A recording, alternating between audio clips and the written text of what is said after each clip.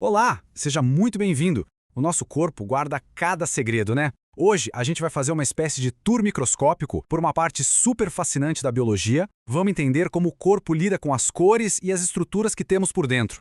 Pois é, essa pergunta que parece tão simples, ela é tipo a nossa chave de entrada para um universo inteiro de pigmentos e reações químicas que estão acontecendo o tempo todo.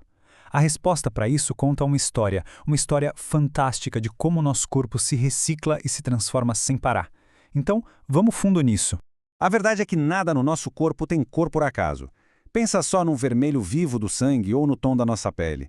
Por trás de tudo isso estão os pigmentos. São eles, essas substâncias, que dão cor para praticamente tudo e a origem deles pode ser bem surpreendente. Olha, para simplificar, a gente pode dividir em dois grupos. Temos os pigmentos que o nosso próprio corpo produz, que são os endógenos, e temos aqueles que vêm de fora, os exógenos. Nessa nossa conversa, o foco vai ser total naqueles que contam a história de como a gente funciona por dentro, os endógenos. E o nosso personagem principal, é uma molécula fundamental. A gente está falando da hemoglobina. E ela é muito, mas muito mais do que só o pigmento que deixa o sangue vermelho. Dá para pensar nela quase como uma artista, sabe?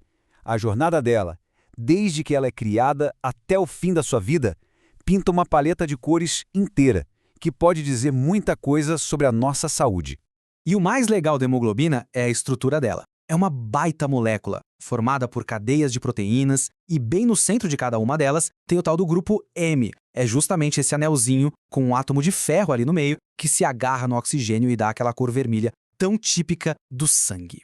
E é aqui que a coisa fica interessante. A verdadeira mágica. Quando um glóbulo vermelho chega no fim da linha, o corpo não joga nada fora. De jeito nenhum.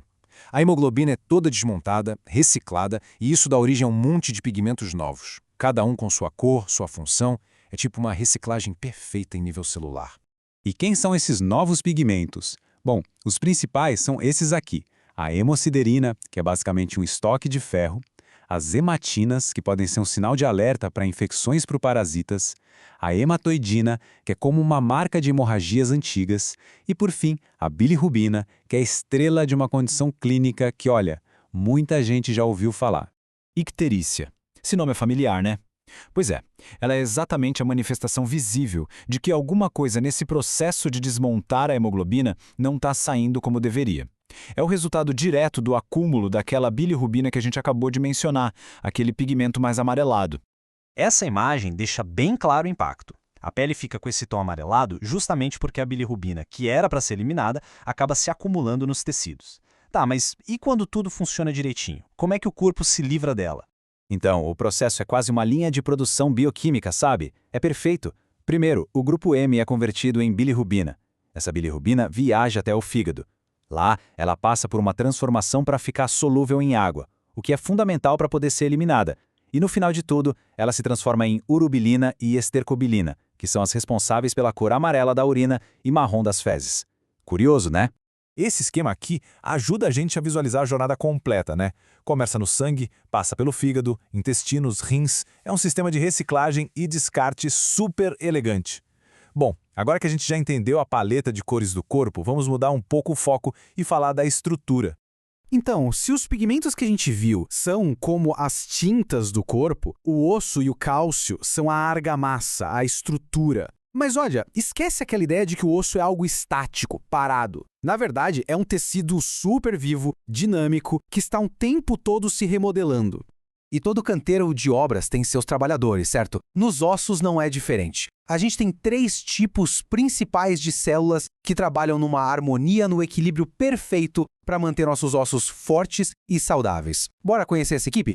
A analogia é perfeita. Olha só, os osteoclastos são os construtores. Eles produzem a matriz óssea nova. Já os osteoclastos são a equipe de demolição, reabsorvendo o osso antigo ou danificado. E para coordenar tudo isso, temos os osteócitos, que são tipo os gerentes da obra. E qual o principal material de construção desse projeto todo? O cálcio, claro. E manter a quantidade certinha de cálcio no sangue é uma coisa crucial. Não só para os ossos, mas para os músculos, para os nervos. E para garantir isso, o corpo tem um sistema de controle hormonal que é de uma precisão absurda. Funciona quase como um termostato biológico. Basicamente, São dois hormônios que atuam como se fossem o freio e o acelerador do sistema. Se a gente tem cálcio demais no sangue, entra em ação a calcitonina, que funciona como o freio mandando o osso guardar esse excesso. Agora, se o cálcio está baixo, aí entra o paratormônio, o PTH, que é o acelerador. Ele manda o osso liberar cálcio para tudo voltar ao normal. Essa imagem aqui mostra o sistema completo em ação. É um ciclo de feedback que não para, envolvendo a tireoide, a paratireoide, os ossos, os rins, todo mundo trabalhando junto para manter esse equilíbrio delicadíssimo. Mas, e quando esse sistema falha? Pois é, quando esse controle do cálcio sai dos trilhos, os problemas podem ser bem sérios. O cálcio começa a se depositar onde não devia, num processo bem perigoso chamado calcificação patológica. O que acontece é que tecidos que precisam ser flexíveis, tipo as artérias ou os pulmões, começam a endurecer. É como se alguém estivesse despejando cimento no lugar errado, sabe? Para a gente entender o impacto real disso, vamos dar uma olhada num caso clínico. Vamos pegar o caso do João, um paciente de 65 anos com insuficiência renal. O caso dele mostra exatamente o que acontece quando esse equilíbrio se rompe. Olha só como uma coisa leva a outra. A insuficiência renal do João faz com que o fósforo se acumule no corpo. Esse excesso de fósforo dispara a produção de PTH. O PTH, por sua vez, começa a tirar cálcio dos ossos sem parar. Só que os rins dele não funcionam direito, então esse cálcio todo não consegue ser eliminado. E o resultado, ele acaba se depositando onde não deve, como nas artérias. Então, o ponto crucial aqui é que o tratamento do João não é focar só no cálcio. O segredo é corrigir o desequilíbrio lá na raiz, o problema hormonal que causou tudo isso. Controlar o fósforo e o PTH se torna vital para proteger o coração e os vasos sanguíneos dele, evitando complicações que podem ser muito graves. Se a gente parar para pensar, desde a reciclagem de um simples glóbulo vermelho até o controle do cálcio, nosso corpo é uma verdadeira sinfonia de equilíbrio. Essa jornada de hoje mostrou um pouco da complexidade e também da beleza de como esses sistemas funcionam. E isso nos deixa com uma pergunta no ar, né? De que forma as nossas escolhas do dia a dia ajudam ou, quem sabe, atrapalham esses processos tão incríveis? Fica aí a reflexão. Muito obrigado pela companhia.